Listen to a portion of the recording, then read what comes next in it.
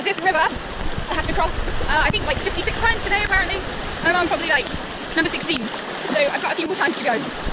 So I'm between the Rakaya River and the Rangitata on that part of the trail, and basically in the trail notes you do not cross the Rakaya River. You have to get book transport to take you from the end of the trail into Methven, and then it takes you back out to the trailhead, because especially with the cyclone happening only a few days ago, the river's got a little bit bigger, so you definitely don't want to try and cross it. However, there was one guy who had book transport, but he was like 3 hours early for it, so he thought, oh yeah, I'll just give it a go, I'll leave my pack and like just see if I can cross.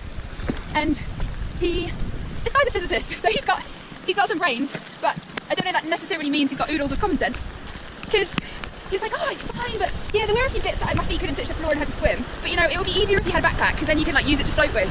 I'm like, dude, that is so dangerous. Anyway, he survived, he made it. And woo, what's this, number 17? Anyway, I'm gonna start filming before I fall in and look a total douchebag on camera.